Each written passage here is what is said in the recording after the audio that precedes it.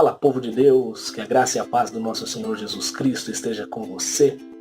Eu quero, neste dia de hoje, partilhar um trecho da Palavra de Deus em caráter devocional para a edificação da minha e da sua alma.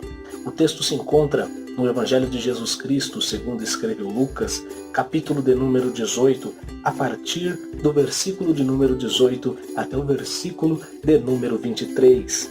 O texto da Palavra do Senhor diz da seguinte forma: certo homem de posição perguntou-lhe: bom mestre, que farei para herdar a vida eterna? Respondeu Jesus: por que me chamas bom? Ninguém é bom senão um que é Deus. Sabes os mandamentos: não adulterarás, não matarás, não furtarás, não dirás falso testemunho, honra teu pai e a tua mãe. Replicou ele: tudo isso tenho observado desde a minha meninice. Ouvindo-o, Jesus disse-lhe: uma coisa ainda te falta. Vende tudo o que tens e dá aos pobres, e terás um tesouro no céu. Depois vem e segue-me. Mas ouvindo ele estas palavras, ficou muito triste, porque era riquíssimo. Queridos, aqui nós temos, dentro do texto sagrado, uma das perguntas mais inquietantes de toda a humanidade. Pergunta levantada pelo jovem rico e também por dezenas de milhares de pessoas no decorrer da história. O que farei para herdar a vida eterna? Essa é uma das perguntas que inquieta o coração humano. Este jovem faz esta pergunta a Jesus e Jesus responde a ele: sabes os mandamentos? Não roubarás, não matarás, não dirás falso testemunho, honrará o teu pai e a tua mãe. E o jovem, de uma, responde a Jesus: tenho feito isso desde a minha meninice. Notem que a pergunta do jovem parte do princípio de algo que ele tem que fazer. A pergunta é: o que farei para herdar a vida eterna? E Jesus dá a resposta que ele não gostaria de ouvir. Conheces os mandamentos, pratica-o. No entanto, o meio de alcançar-se a salvação não é pela prática dos mandamentos. Isso é muito claro nas Escrituras. Então por que Jesus propõe os mandamentos para aquele jovem? Porque os mandamentos é como o espelho da alma.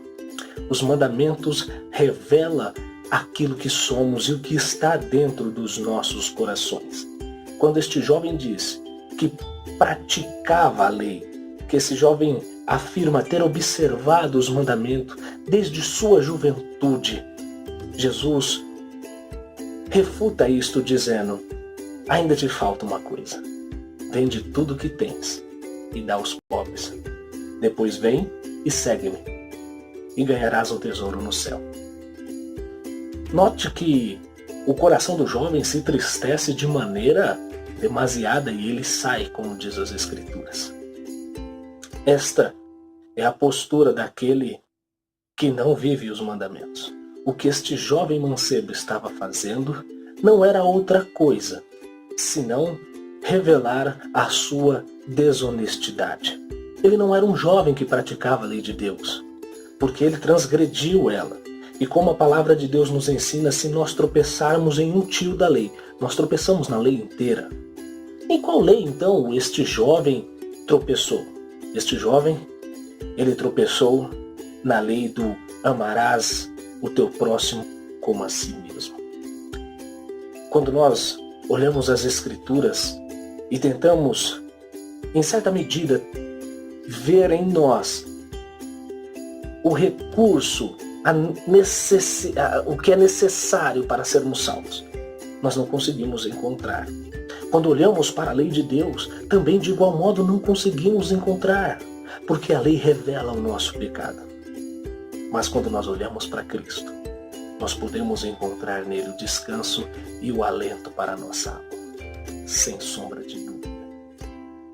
Queridos, por meio da palavra de Deus e desse texto maravilhoso que lemos, nós aprendemos pelo menos 3 lições.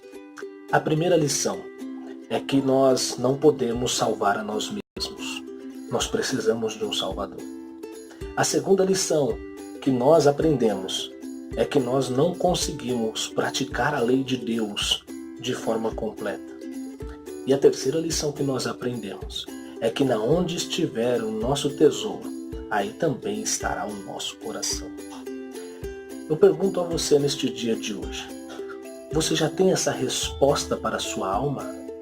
Você já foi inquietado desta forma a perguntar-se a si, o que farei para herdar a vida eterna?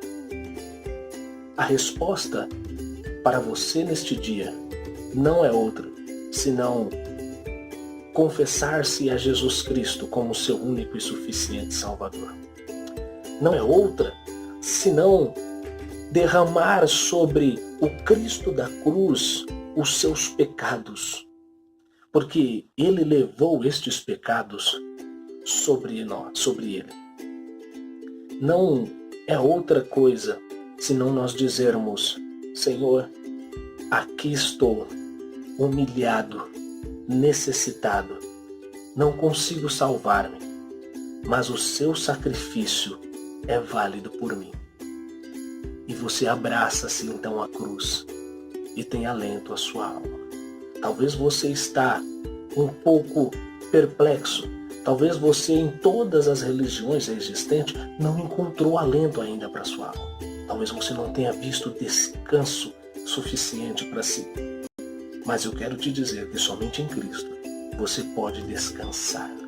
Cristo cumpriu a lei completa e cabalmente por nós.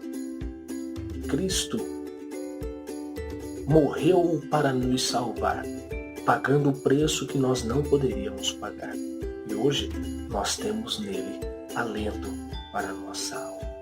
Se você ainda está perplexo, ore a Deus e entregue este fardo nas mãos do Senhor. E Ele tem poder para poder salvar a tua alma e trazer o descanso necessário para ti. Que Deus te abençoe e que você possa ser edificado pela mensagem do Evangelho. Em nome de Jesus.